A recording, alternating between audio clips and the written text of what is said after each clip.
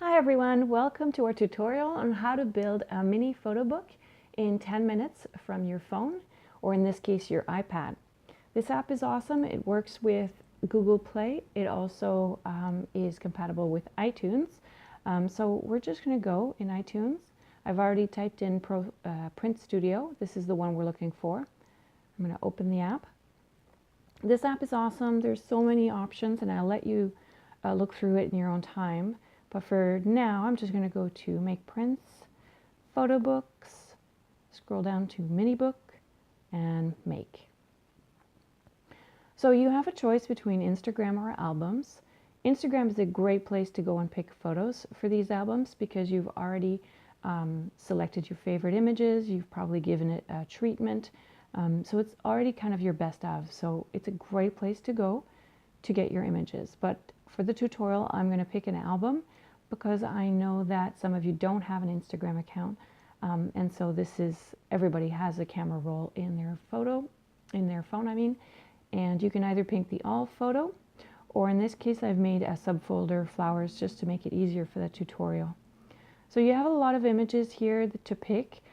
You can pick up to 50 if you want to make two identical albums, or you can continue past 50 all the way to 100 and have two books, two completely separate and individual books with original images. So I'm just going to start selecting images.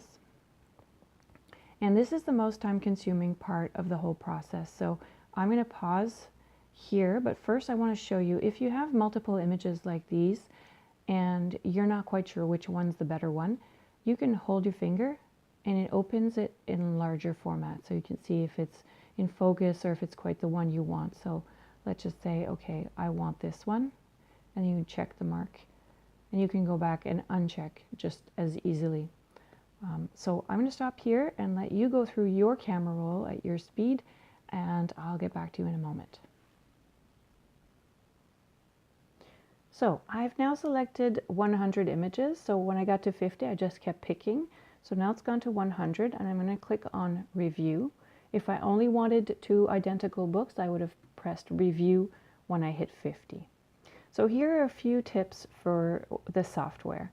One is if you touch the image, it'll be surrounded by a square box, and whatever other image you touch, they will switch out. So I don't want these two. I'm going to touch this one and switch it out again. I want this one to go here, so I'm going to touch it and switch it out. Now sometimes you forget you've got an image selected and you're scrolling down and you'll press, oh, and you realize, okay, so no problem, just touch it again and go back and find where it switched out. Now this page, the first page, is pretty important because the cover is see-through for the book, so you can try to make sure you put one of your favorite images to start the book. It's a great little trick. So I go through and I check out my images, and I may want to edit one. So I just hold my finger on the image, and then I can just open up and select where I want it, and I can move it in the image and then choose, and it's edited the crop. Now there's some of your images that may just be too small. So for this one, it just doesn't let me. It means the resolution is just too small to crop in. So that's a good thing to know. So then I'm just scrolling through, looking through my images, and I may want to put like same tones again, so I can switch out, pick and switch. And I may have some images that I don't know if it's this one, no, where it's portrait mode. Not that one, this one I think. I specifically put some portrait ones in there, but I've lost track of where they are. Okay. I was going to show you how to crop an image. So this image was originally portrait length, and the software automatically turned it. In the Android software, you can actually select to turn the image and to fill it. So this is something that's different between the iTunes software and the Android software. So that's a little adjustment I had to make.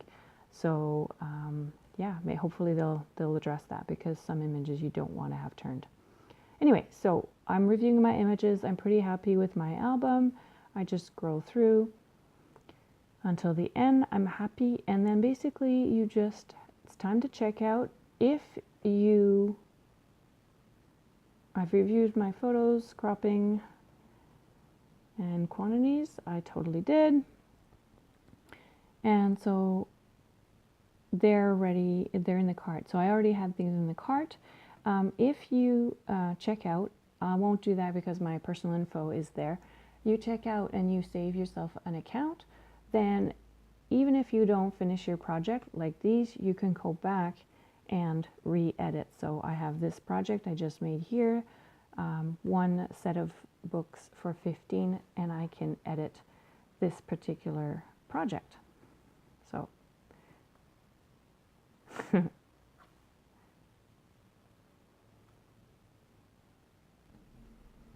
all right, I just noticed another difference from the iTunes app and the Android one. The iTunes doesn't let you go back in and edit once you've accepted the 100 images, whereas in the Android version of this app, you can actually go back and edit your album as many times as you want before checking out. So that's an interesting difference, something I actually like better from the Android version of this app.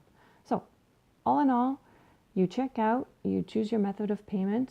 I use PayPal for safety, and put in an account, a password you'll hopefully remember, and we'll be able to come back and finish other really cool printing projects.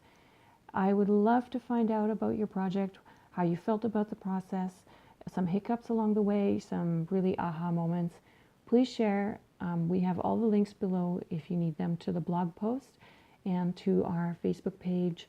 We have a hashtag, Get It Done Photo Challenge, if you want to share your finished project, which we all love to see, and share your super cool ideas.